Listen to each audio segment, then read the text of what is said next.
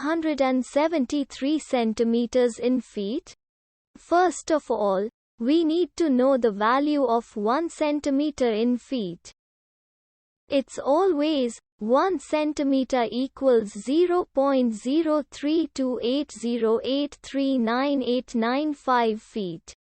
Now we have to multiply 0.03280839895 by 273.